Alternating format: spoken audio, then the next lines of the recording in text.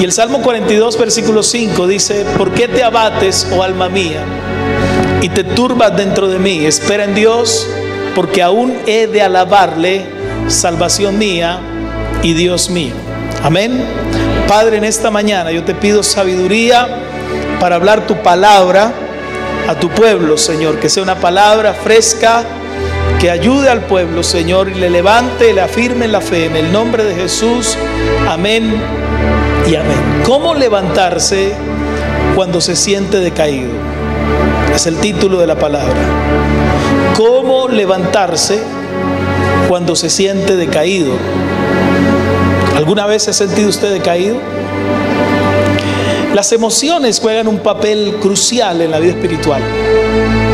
Usted tiene emociones, yo tengo emociones, y no solo en la vida espiritual, en la vida diaria. Todos nos sentimos abrumados, y aquí encontramos que el salmista está expresando dos emociones: abatimiento y turbación. Y cuando hablamos de que el salmista tiene un abatimiento y una turbación, es que el salmista está pasando por un tiempo emocional bastante fuerte. Sus emociones lo están destruyendo. Sus emociones lo están ahogando. Y tener emociones no es malo. De hecho, la palabra emoción viene de una palabra que es del estado de ánimo, de moverse hacia, motion, movimiento, moviéndose hacia algo. Es una palabra que también tiene una palabra en el original que es alejarse, de irse lejos, ¿verdad? Es un sentimiento muy profundo. Usted a veces está contento, a veces está triste. Lo hace cambiar en su estado físico, aún en su estado mental. Cuando las emociones no se controlan, cuando las emociones no se disciplinan, usted empieza a tener un descontrol emocional que puede llegar a enfermarlo física y mentalmente.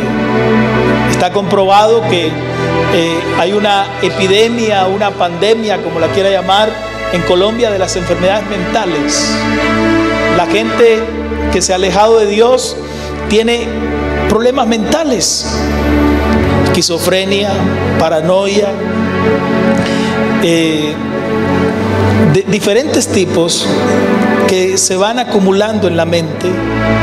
Y efectivamente, cuando usted no sabe controlar sus emociones, su tristeza, todos podemos estar tristes, sus enojos, todos nos podemos enojar, sus iras, todos podemos tener ira, sus rencores, todos podemos tener rencor, sus envidias, sus celos, todo ese tipo de emociones, sentimientos que empiecen a llegar, o actitudes internas, si usted no las controla, ellas terminan controlándole a usted.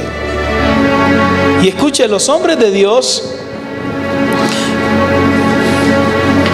entendieron que tenían emociones. Por ejemplo, los que pastoreamos, es un trabajo de emociones. Trabajamos con gente y la gente influye en tu estado de ánimo, en tus emociones. Y empezamos a sentir que es un sentimiento, o cuando las emociones empiezan a afectarse, puede producir pasividad, apatía, nada le importa, nadie le acepta, perdemos la iniciativa, pensamos retroceder, llorar, insomnio, no se descansa, vienen dolores, se piensa en la muerte, se suspira, no se confía en nadie, se vuelve irritable, nada le entusiasma. En la Biblia los hombres de Dios tuvieron emociones fuertes al punto de querer morirse. Y por ejemplo, hombres en la Biblia que uno resalta de que sus emociones los arrinconaron al punto de quererse morir, fueron hombres como Moisés, como Jonás, como Elías. Todos ellos quisieron morirse. Pablo un día dijo: miserable de mí, ¿quién me librara de este cuerpo de muerte? Porque sentía que en su cuerpo, en su carne, en su ser, habían unas cosas despreciables que lo llevaban a un estado emocional que lo único que le pensaba, o que la alternativa que le planteaba su emoción y su carne, era la propia muerte. Juan el Bautista, y un gran hombre que lo ponemos como un gran predicador de la historia, Charles Spurgeon.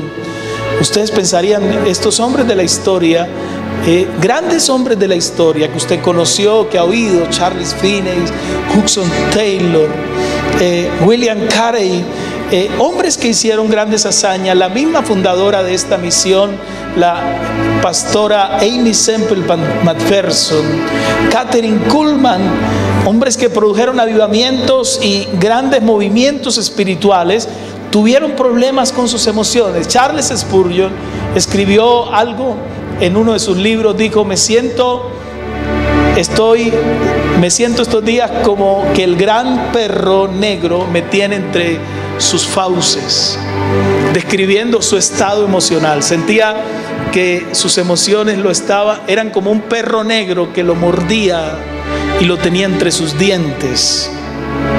El rey David, que es el que escribe estos dos salmos, está pasando un estado emocional. Aquí lo describe: ¿por qué te abates, oh alma mía, y por qué te turbas dentro de mí? ¿Por qué David llega a este punto? Yo quiero describirle brevemente qué era lo que estaba viviendo David, porque mira, la gente llega a unos puntos emocionales que a veces humanamente no tienen retroceso. ¿Me está escuchando? Unos momentos emocionales que humanamente no hay quien lo salve a usted de eso, si usted no aprende a depender de Dios. ¿Me está escuchando? ¿Qué lo llevó a David a este punto? David estaba en el punto de retorno y escribe estos dos salmos, pero realmente la historia de David es una historia tormentosa, porque era golpe tras golpe. Y tal vez se parece a su historia. Usted dirá: pastor, yo he vivido golpe tras golpe. No salgo de una cuando estoy entrando a otra. Golpe tras golpe. Y cuando esos golpes de la vida te empiezan a dar, te empiezan a minar emocionalmente. Y puedes llegar al punto de quiebre. Puedes hacer en tu área emocional, donde está roto y hay que restaurarle. David, hasta que estuvo con su padre, parece una historia de fábula, muy linda.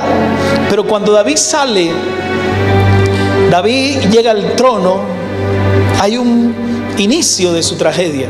Y la Biblia dice que David desea a la mujer de su prójimo, a Betsabé, la ve bañándose, la manda a traer, se acuesta con ella, y de esa relación de adulterio se engendra un hijo. Pero no solo David adultera, sino que David maquina y programa un asesinato contra el esposo de esta mujer.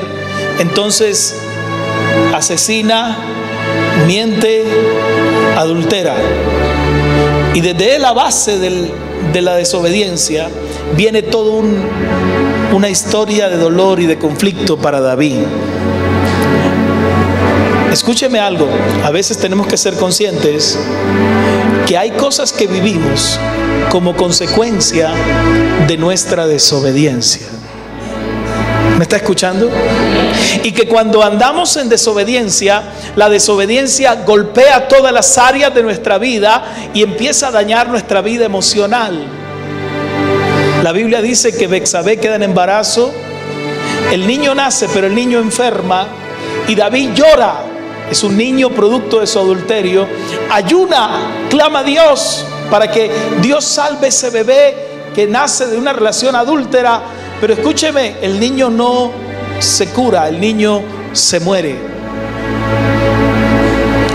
Pero la historia avanza y más adelante vemos que en el reinado de David hay traición, hay muerte. Uno de sus hijos, llamado Amón, se enamora de una de sus hermanas llamada Tamar. Y la Biblia dice que Amón amaba a Tamar, pero la palabra amar en lo original no era que la amara como amor puro, sino que realmente lo que Amón sentía por Tamar era una pasión, una obsesión por ella. Entonces Amón se hace el enfermo, entra a la tienda y le dice a su hermanita: hermanita, tráeme unas frituras de harina, es decir, unos buñuelos. Tráeme unos buñuelos a la habitación para que me mejore. Y la hermanita querida va al cuarto de su hermano. Tamar va al cuarto de su hermano a llevarle los buñuelitos. Y su hermano manda a salir todo el mundo de la habitación y la toma y la viola. Y después de que la viola, dice la Biblia que la repudió, la odió, la rechazó. Ahí sale el Salmo 54: como a mujer abandonada y triste, como a la esposa repudiada de su juventud, así el Señor te llamó. Y Absalón, hermano de Tamar y hermano de Amón, se propone vengar la afrenta de su hermana y persigue a Amón y lo mata. Entonces usted empieza a ver que en la familia de David empiezan a moverse una cantidad de situaciones: violación, asesinato, odio, mentira, engaño. Y Amón mata, Absalón mata a Amón. Y luego Absalón se levanta en contra de su padre David y le usurpa el trono y lo exilia. Su propio hijo lo saca del trono y Absalón huye cuando el ejército de David viene. Y Absalón, que era un hijo muy amado de David, la Biblia dice que Absalón era guapísimo, era un hombre de una cabellera rubia, alto, velludo, voz de locutor, hermanos. Dice la Biblia que no había otro hombre tan de buena apariencia como Absalón. Y Absalón huye en su caballo y su cabellera se queda enredada en un árbol, y viene un soldado de David y lo atraviesa con la lanza y lo mata. Segundo hijo, tercer hijo de David que muere. Y parece que golpe tras golpe lleva a David a decir: ¿por qué te abates, oh alma mía? ¿Y por qué te turbas dentro de mí? ¿Se ha sentido usted alguna vez así? ¿Sabe algo? En el Salmo 42 y 43 hay 3 etapas. Y yo quiero develarle a usted algo muy importante que yo quiero que sepa esta mañana. Porque cuando uno está mal emocionalmente, en el Salmo hay 3 tiempos de la vida de David. En primer lugar, David está sintiendo que tiene un pasado que añora y que perdió. Un pasado que se perdió. ¿Qué perdió David? Salmo 42, versículo 1. Salmo 42, 1. Póngalo allí. Ayúdenme con el video bien. 42, 1. Dice: como el ciervo brama por las corrientes de las aguas, así clama por ti, oh Dios, el alma mía. En primer lugar, David está en una sequía espiritual. David siente que perdió la presencia de Dios. Y recuerda los días en que Dios se movía en su vida, en que él podía adorarlo, en que él podía sacar el arpa junto a las aguas de un arroyo y cantaba delante de Dios y sentía que su adoración, su alabanza subía. Y dice en este salmo David poéticamente que él está clamando por las corrientes de las aguas de Dios. Hay gente que no puede manejar sus emociones porque siente que perdió la presencia de Dios. Viene a la iglesia para sentir que Dios les toca y parece que el cielo está cerrado. Parece que el cielo está seco, no hay una gota de agua espiritual para sus vidas. Pero David también siente que está llorando, que perdió su alegría. El versículo 3 dice: fueron mis lágrimas mi pan de día y de noche, mientras me dicen todos los días, ¿dónde está tu Dios? ¿Qué siente David? Que está llorando. Pero se vale llorar. Dígale que está a su lado, se vale llorar. Llorar es importante. No se ponga un manto de fortaleza que tal vez no tiene. Hay gente que parece que no sienten nada. Y sabe, cuando las personas se endurecen para no ser sinceros con lo que sienten, es peor. A mí no me pasa nada, yo estoy bien, cuando por dentro estás partido en pedacitos. Es importante ser sinceros. Y David lloraba, sus lágrimas corrían. Dice, fueron mis lágrimas mi pan de día y de noche. Se vale llorar. No reprimas tu llanto en medio del dolor, porque las lágrimas hacen parte de nuestra vida y se puede llorar. Hay gente que nunca llora, y es más, hay gente que dice, los hombres no lloran. ¿Quién dijo eso? Jesús lloró, David lloró, lloró delante de Dios y expresó sus sentimientos, desahogó su momento, porque reprimir no es lo que Dios quiere. Pero no solo perdió eso, perdió su honra, porque había gente que le estaban acusando, señalando. Muchos le estaban diciendo, ¿dónde está tu Dios? El Dios que te libró de Goliat, el Dios que te puso como rey. David, Dios no está contigo. No hay evidencias de que Dios está contigo. Y eso es lamentable, eso es duro, porque no solo tú no lo sientes, sino que otros no lo ven. Y parece duro esto, es fuerte. Esto golpea más emocionalmente, porque cuando tú quisieras que tu corazón se alegrara con la presencia de Dios, lo que menos percibes es que Dios te está llenando. Y esta mañana, en esta reunión tan gloriosa, hay muchos con un corazón seco, un corazón que no percibe la presencia de Dios.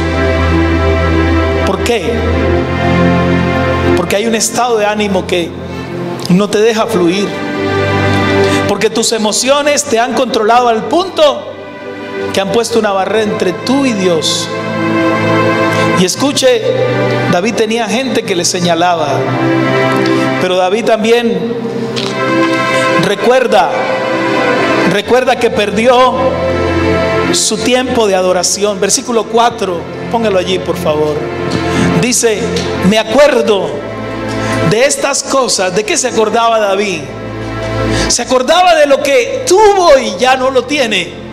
Pastor, es que yo tenía, yo hacía, yo fui. Y sabe algo, no hay nada más doloroso para una persona que tener recuerdos de lo que un día fueron y ya no son. Y David se acordaba de estas cosas, dice la Biblia, y derramaba su alma delante de Dios. De cómo fui, dice, con la multitud del pueblo en fiesta, y los conduje a la casa de Dios entre voces de alegría y de alabanza del pueblo en fiesta. Preste atención a esto. David, ¿de qué se está acordando? ¿Saben qué se está acordando? Se está acordando de cómo trajo el arca a Jerusalén. El arca se la robaron los filisteos y David fue a rescatarla en medio de los filisteos y la trajo. Recuerdan que el arca venía en carros y se tambaleó y un hombre la tocó y murió, llamado Usa. Pero David finalmente entró el arca con adoración, y dice la Biblia que cuando David iba entrando el arca, todo el pueblo danzaba, y el mismo David empezó a danzar con el pueblo en medio de esa arca, y danzaba tanto David que sus faldas se levantaban, y David tenía unos calzoncillos hasta por aquí, hermanos, y saltaba tanto que se le veían los calzoncillos manga larga, cuello tortuga, hermanos. Y cuando su esposa Mical lo vio desde el balcón, dijo: qué rey tan ridículo. Eso no le queda bien a un rey. Eso es del populacho. Un rey que salte y que muestre los calzoncillos no está bien. Y dice la Biblia que lo menospreció, y por haber menospreciado a David, Dios maldijo a Mical y dejó su vientre estéril.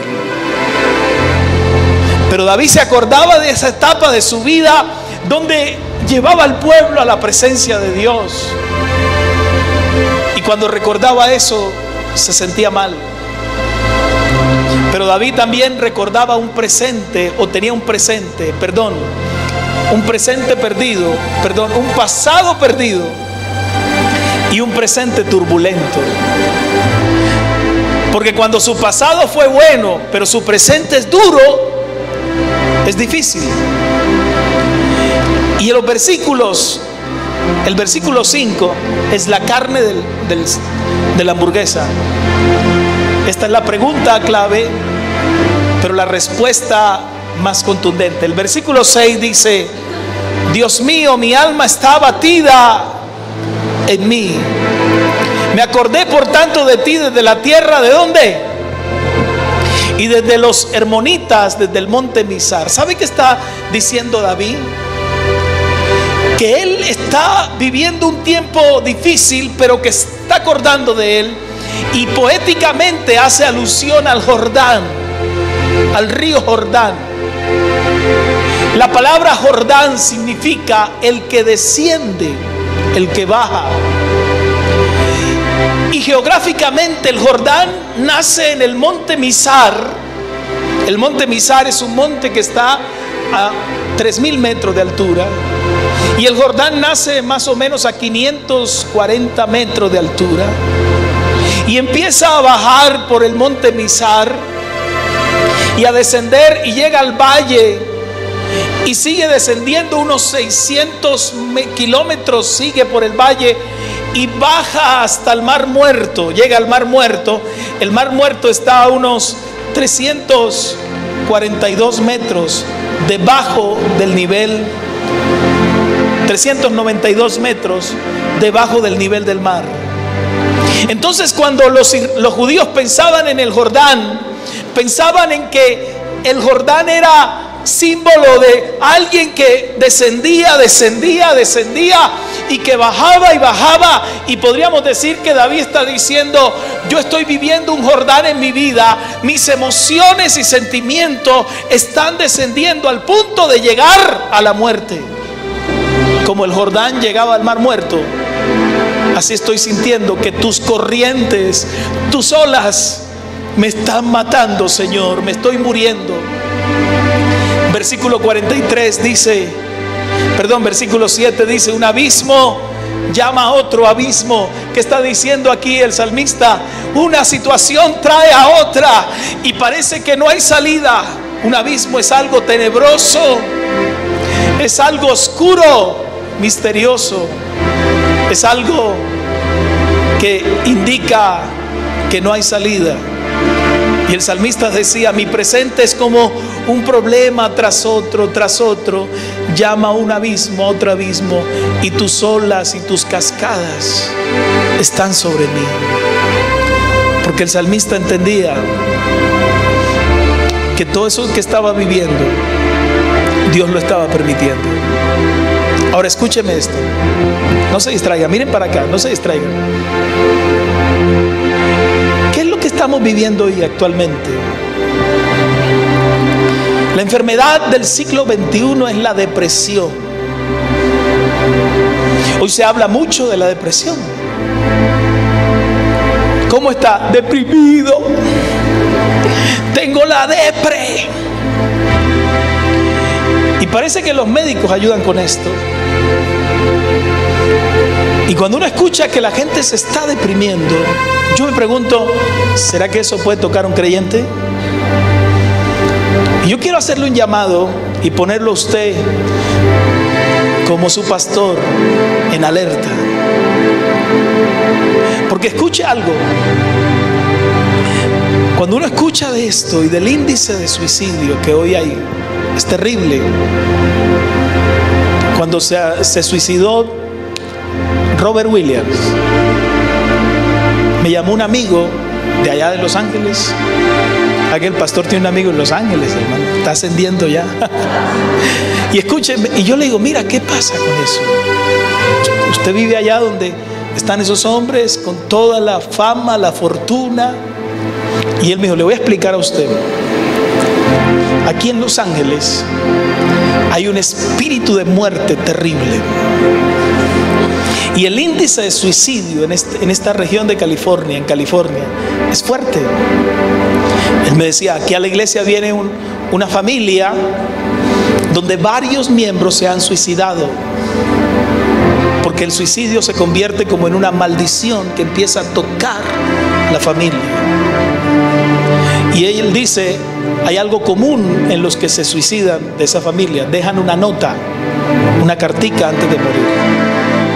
Y hay una frase común en todas esas notas: no puedo dejar de hacer lo que las voces me están diciendo. Es decir, que esas personas se suicidaban porque escuchaban unas voces que les decían, mátate, mátate, no hay otra salida, es la muerte, es la muerte, es la muerte, que los llevaba al suicidio.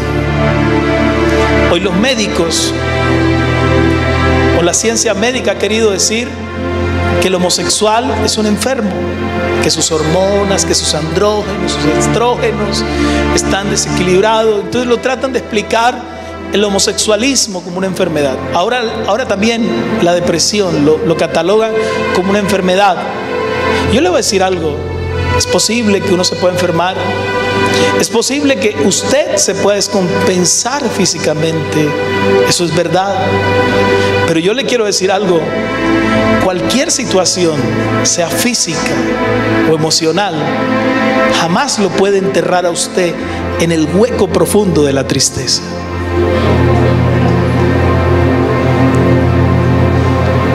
Porque aquí está la salida. Usted puede entristecerse,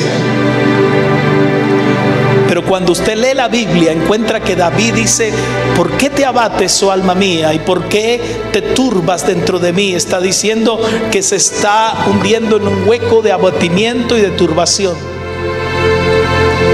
Pero el Señor nos da la salida. Y cuando llegas al versículo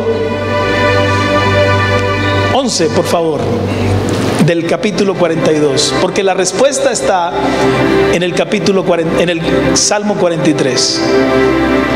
Si usted se descompensa físicamente, Dios le sana. Diga conmigo, Dios me sana. Usted no puede decir, es que estoy mal, mis hormonas no me funcionan y por eso estoy triste. Bueno, si está enfermo físicamente, Dios le sana. Pero si está atado o si espiritualmente está siendo influenciado para vivir una tristeza profunda, el Señor le hace libre. ¿Me está escuchando?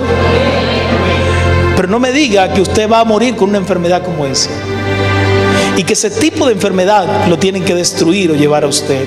¿Por qué te abates? Y mire, aquí empieza algo interesante y con esto termino.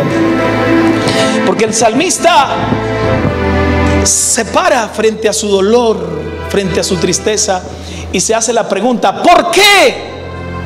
¿Por qué te abates, oh alma mía? Pero es una pregunta que lleva al salmista a encontrar su propia respuesta. ¿Por qué te abates, oh alma mía? Espera en Dios, no vas a morir, porque aún he de alabarle.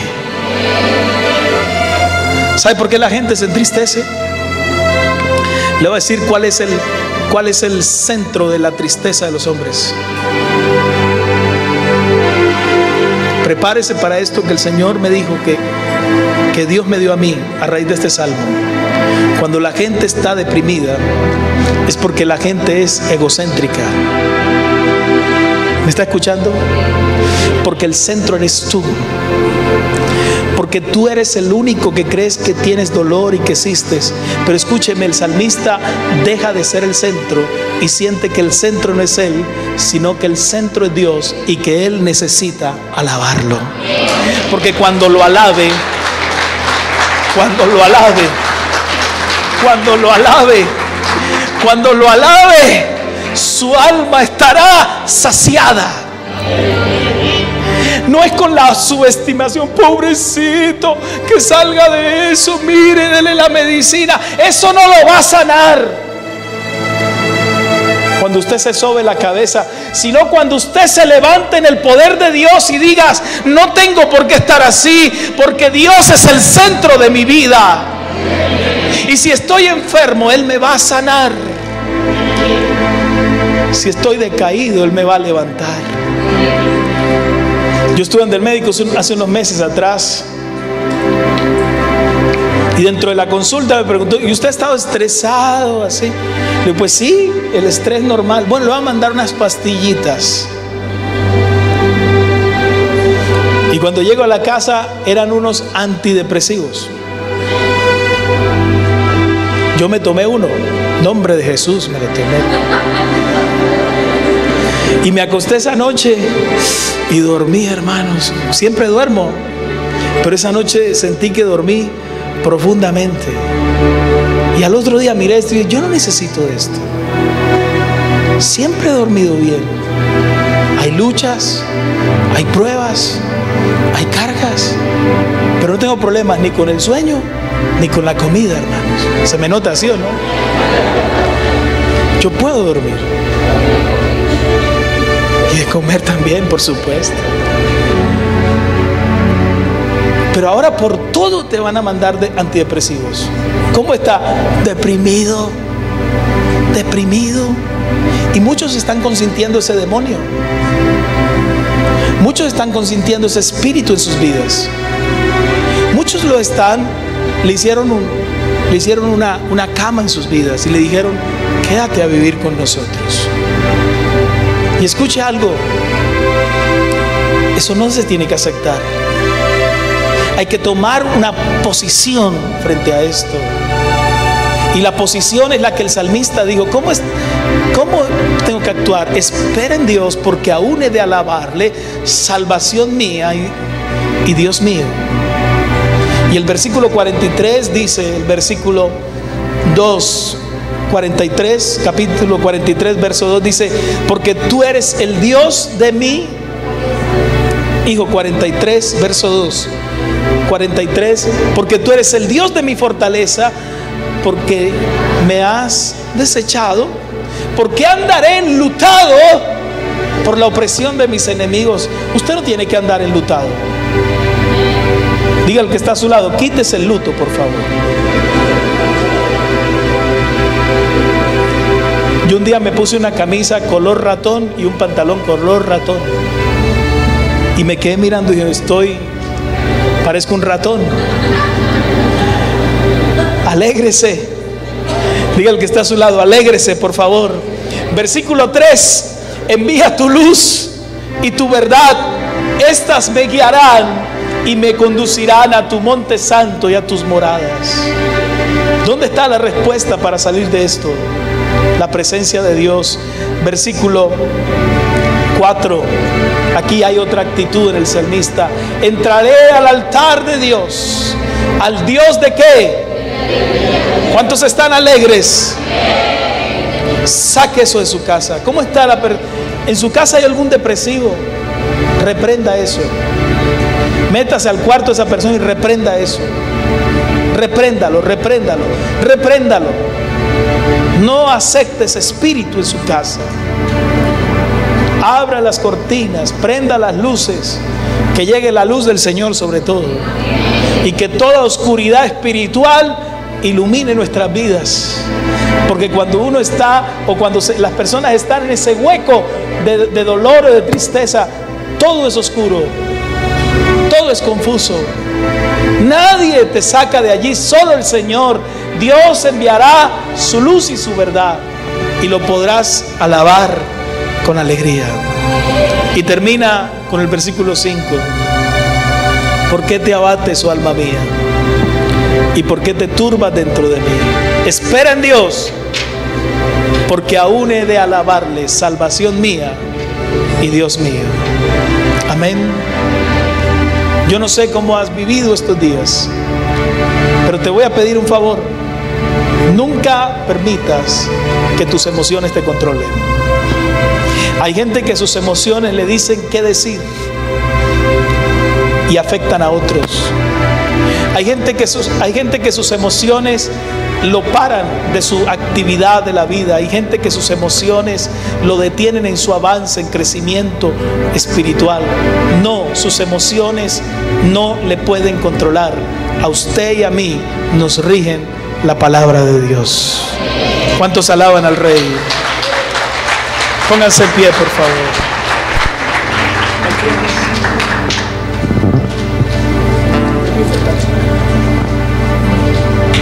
Cierre sus ojos, dígale: Padre, gracias por tu palabra. Gracias porque tú me levantas. Gracias porque mis emociones no me podrán controlar. Y tú eres Dios. Bendito eres.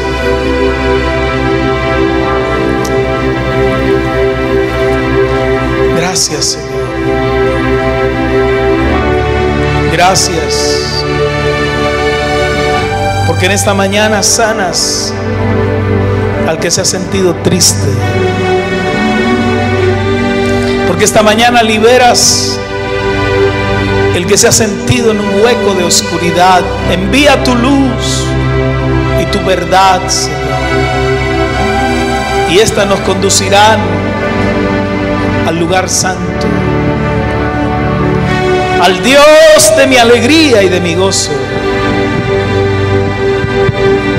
Gracias. Gracias por sanarnos en esta mañana. Y yo pido, Padre, que traigas salud a tu pueblo. Levante su mano derecha, dígale: Señor, sáname. Sana mis emociones. Sana mis sentimientos. Sana mi voluntad. Que mis emociones no me destruyan. Que mis emociones no me controlen. Que yo tome poder sobre ellas. Y que pueda hablarle a mi alma y decirle: ¿por qué? ¿Por qué? ¿Por qué? No tienes por qué. Y si aún tienes por qué, tienes esperanza, porque Dios está contigo. Gracias, Señor. Eres Señor.